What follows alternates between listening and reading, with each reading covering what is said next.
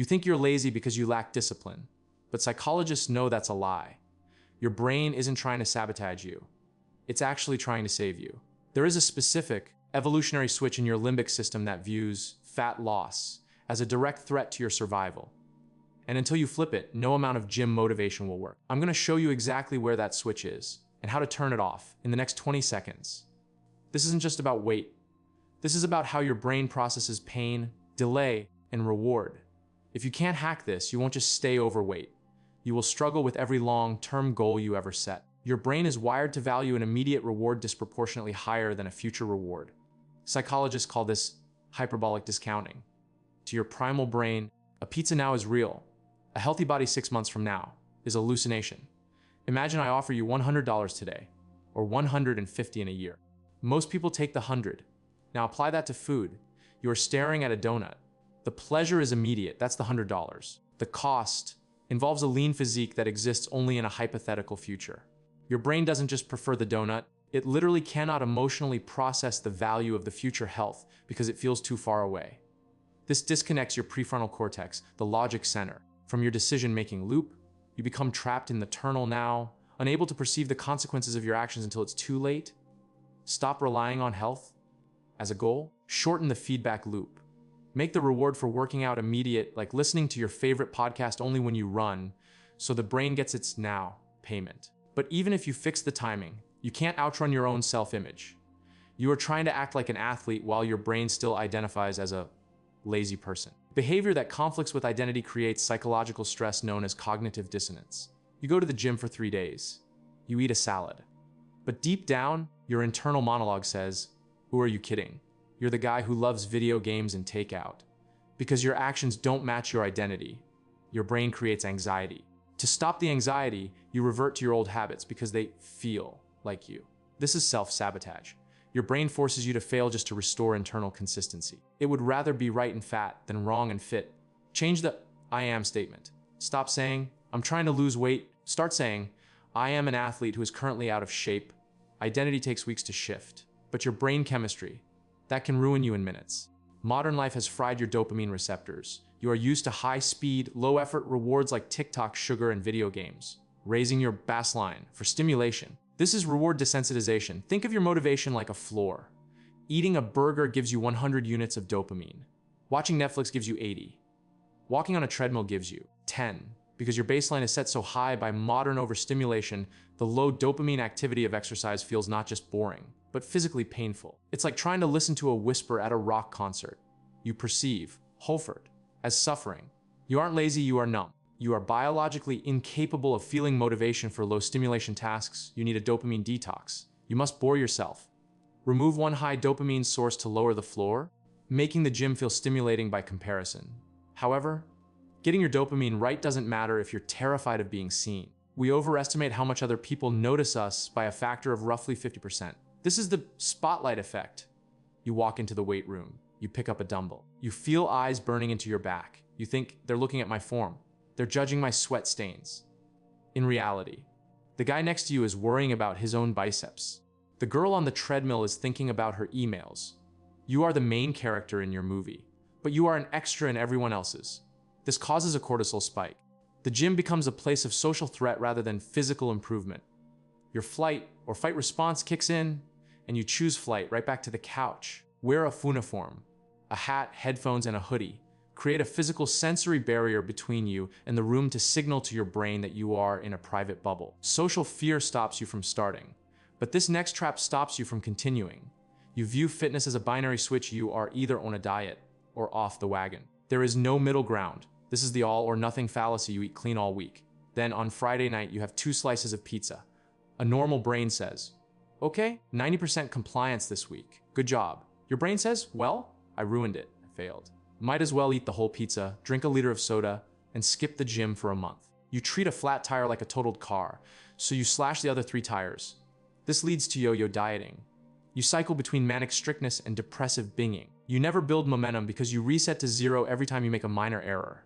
Adopt the 2-day rule. You can miss 1 day of diet or exercise, but never 2 in a row. This destroys the perfectionism trap while keeping momentum. Perfectionism is tricky, but sometimes Your laziness is actually just exhaustion in disguise. Willpower is a finite resource like a battery. Every decision you make drains it. By 6 p.m., you are running on fumes? Psychologists call this ego depletion. You wake up, decision, what to work, decision, how to answer that email. By the time you get home, your executive function is depleted. Then you ask yourself, should I cook chicken or order Uber Eats? Your brain has no energy left to say no to the impulse. It takes the path of least resistance because it is literally tired of thinking. This causes nighttime binging. You are disciplined all day and a glutton all night. You blame your character, but it's just resource management. Automate the decision. Meal prep on Sunday. Pack the gym bag the night before. Remove the choice from the moment of exhaustion. You can automate your food, but you can't automate your emotions. You aren't eating because you're hungry. You are eating to downregulate cortisol. High-calorie food acts as a mild sedative. Your boss yells at you. You feel stress. Your brain scans for the fastest way to lower that cortisol. It remembers that sugar releases opioids and dopamine. You crave chocolate, not because your body needs energy, but because your brain needs a tranquilizer. You are self-medicating anxiety with calories. The connection between stress and food becomes a superhighway. Eventually, you cannot feel an uncomfortable emotion without reaching for a snack. Use the 10-minute pause. When the craving hits, set a timer for 10 minutes. If you are truly hungry, if it's emotional, the urge often passes as the emotion shifts. Emotions are loud, but your evolutionary programming is louder. For 99% of human history, burning unnecessary calories meant death. Laziness was a survival trait. You look at the elevator and the stairs. You instinctively move toward the elevator. That isn't laziness. That is your ancestors whispering to you, save energy. Food is scarce. Don't waste it moving heavy things for no reason. Your brain is designed to be efficient, not aesthetic. It hates burning fat because fat is money in the bank of survival. This creates constant friction. Every workout feels like a violation of your biological programming. You are swimming upstream against millions of years of evolution. Reframe exercise as hunting. Trick the brain. Competitive sports or gamified fitness engage the play, hunt drive, overriding the conserve drive. Your ancestors wanted to save energy, but they didn't have to deal with the modern trap of fake progress. Talking about your goals gives you the same dopamine hit as achieving them. Psychologists call this social reality. You post on Instagram, day one of my new journey, and fitness grind. People like it, they comment, you got this. Your brain gets a wash of warm validation, it feels accomplished. Result, you wake up the next day with less drive to actually go to the gym. Why? Because you already got the reward. You cash the check before doing the work. This leads to a cycle of announcements with no follow-through.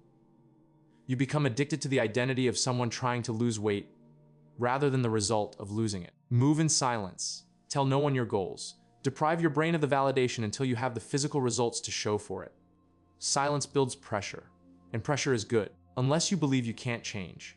If you try and fail enough times, your brain learns that effort does not equal outcome.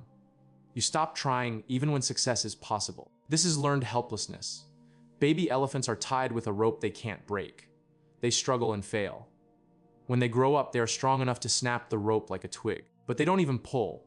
They learned they were helpless. You tried a diet in 2018. Failed, tried in 2020, failed. Now you see a workout plan, and your brain says, why bother? We know how this ends. You resign yourself to being the fat friend. You stop fighting because you believe the fight is rigged. Set a micro goal you cannot fail. Drink 1 glass of water. Do 1 push-up. Prove to your brain that your action can change your reality, 1 tiny step at a time. We've covered hyperbolic discounting, dopamine floors, and learned helplessness. Here is the cohesive truth. Laziness is not a moral failing. It is a mismatch between your ancient brain and your modern environment. Your brain wants safety, comfort, and immediate reward. The modern world offers all of those in abundance, which traps you. To lose fat, you don't need more willpower. You need to stop trusting your impulses. You need to build a system that outsmarts your own biology. If you are still watching, it means you felt the sting of recognition. Good. That sting is your ego dying. Don't just click off this video and watch another one. That is the validation trap. That is dopamine desensitization. Do one thing, right now. Put your phone down, drop to the floor. Do as many push-ups as you can until failure. Not tomorrow, not in 10 minutes now. Break the loop.